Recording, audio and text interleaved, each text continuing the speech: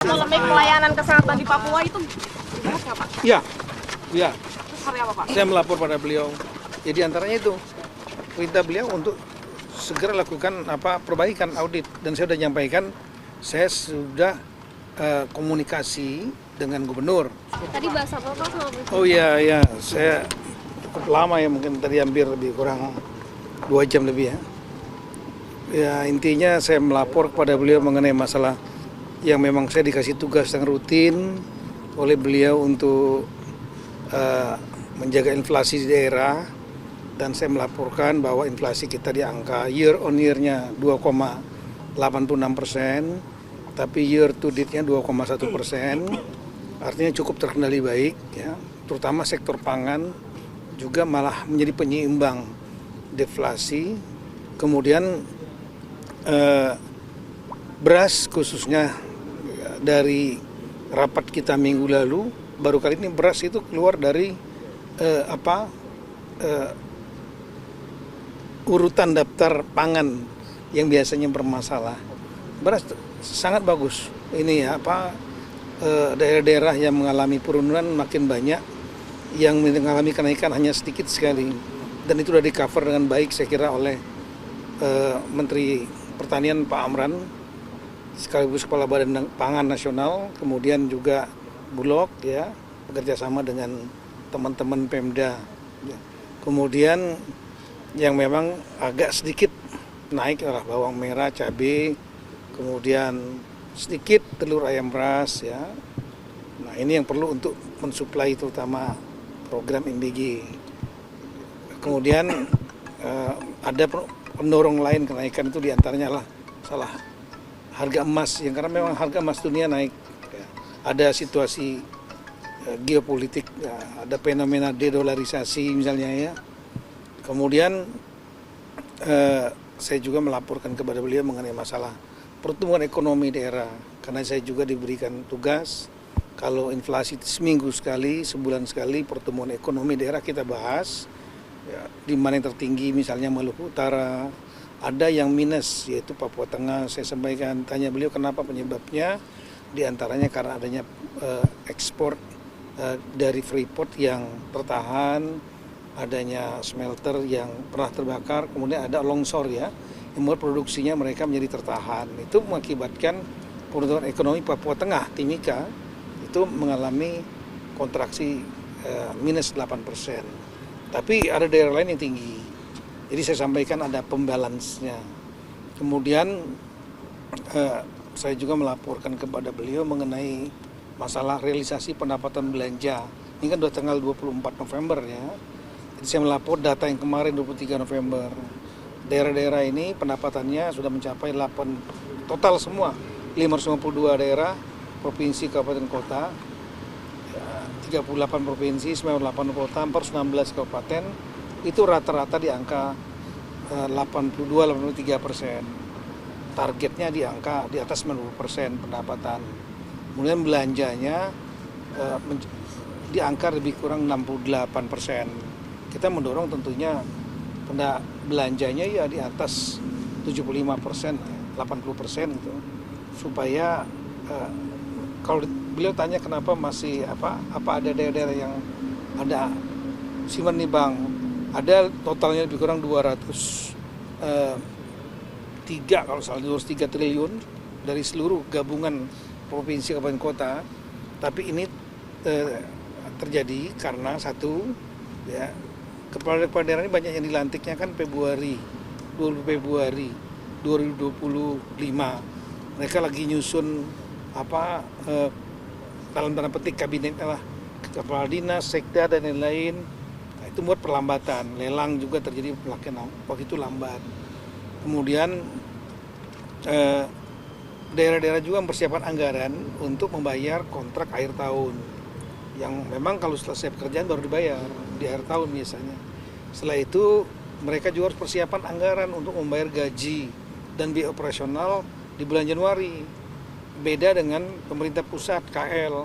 Kalau kita kan dibayar oleh Kementerian Keuangan. Kalau daerah tidak, dia akan membayar sendiri gitu. Ya. Memang ada dana transfer pusat, tapi juga dia harus persiapan.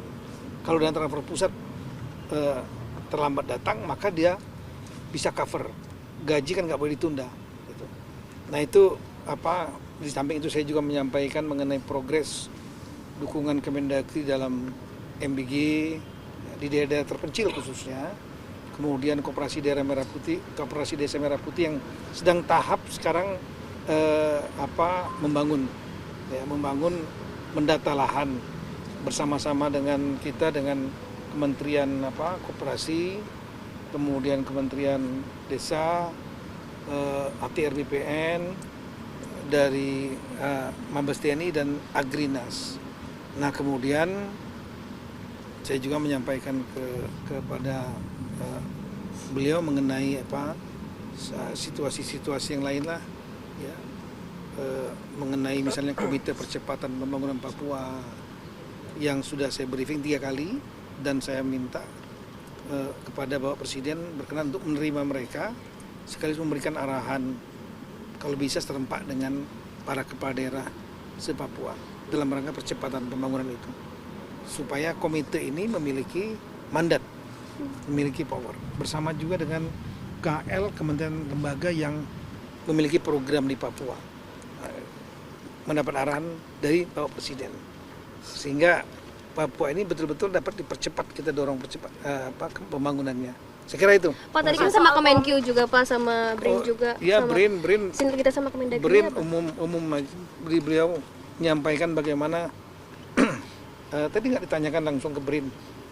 Ya intinya kalau yang tadi yang saya dengar, beliau ingin BRIN ini betul-betul bergerak di bidang riset dan teknologi, mulai dari di bidang pertanian, perikanan, kemudian di bidang manufacture, kendaraan nasional dan lain-lain, banyak sekali.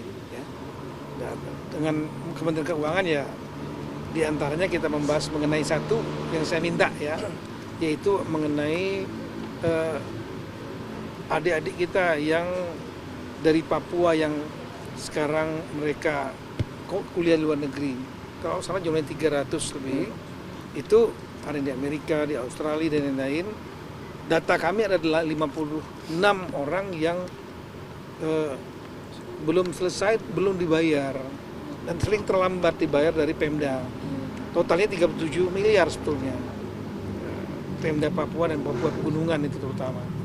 Nah, saya melihat daripada kompleks, lamban, kasihan itu nggak bisa ditunda. Saran saya agar pembiayaannya diambil alih oleh Menteri Keuangan melalui LPDP. Perintah Presiden setuju. Yang 37 ini akan diambil alih oleh LPDP. Saya segera menyerahkan datanya kepada Menteri Keuangan dan Menteri Luar Negeri. Tadi Pak Menlu juga ada. Terima kasih. Pak, soal polemik pelayanan kesehatan di Papua itu dibahas nggak Pak? Iya. Seperti apa Pak? Saya melapor pada beliau. Jadi antaranya itu perintah beliau untuk segera lakukan perbaikan audit, dan saya sudah nyampaikan, saya sudah komunikasi dengan gubernur sudah. Saya minta gubernur, begitu saya dapat informasi gubernur Pak Matias Fakiri sesegera mungkin ke rumah korban, keluarga korban, semua dibantu. Yang kedua melakukan audit internal, masalahnya di mana. Dikumpulkan rumah sakit itu, termasuk juga pejabat-pejabat yang di dinas kesehatan dan lain-lain, baik provinsi, kabupaten, dan juga yang swasta. Kemudian Menkes dan saya sudah komunikasi, Pak Menkes hari ini dan dari Kemendagri hari ini juga turun ke Jayapura untuk melakukan audit. Kalau kami nanti dari Kemendagri audit tentang aturan-aturan yang ada, termasuk peraturan kepala daerah, peraturan bupati, itu kan melibatkan rumah sakit Kabupaten Jayapura, ya, kemudian juga aturan dari peraturan gubernur, karena yang terakhir kan di rumah sakit umum provinsi, namanya RSUD Dok 2. Nah, kemudian Menkes mengirimkan tim khusus juga untuk melakukan audit teknis mengenai masalah layanan kesehatan. Kita nggak ingin terulang lagi. Sama tadi pesan dari Pak Presiden, jangan sampai terulang lagi hal yang sama, segera lakukan audit untuk mengetahui penyebab masalahnya dan lakukan perbaikan. Apakah fasilitasnya, ataukah tata kelolanya, ataukah orangnya, ataukah aturannya, Ini yang kami tunggu nanti. Malam ini semuanya berangkat ke sana.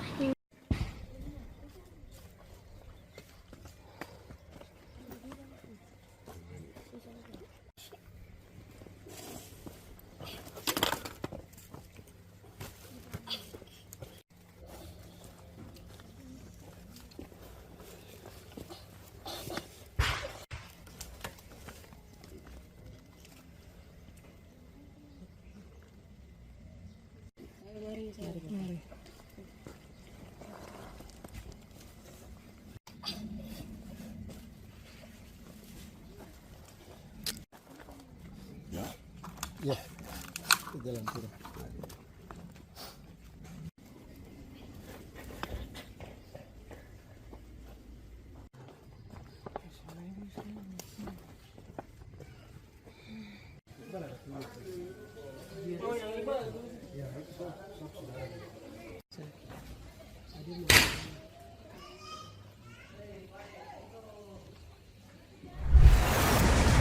Saatnya Gen Z tentukan arah. Siap bersuara? Dialog inspiratif bersama narasumber terkemuka. Audisi calon jurnalis muda iNews. Live stage performance musisi tanah air. Dimeriahkan oleh, dipandu oleh.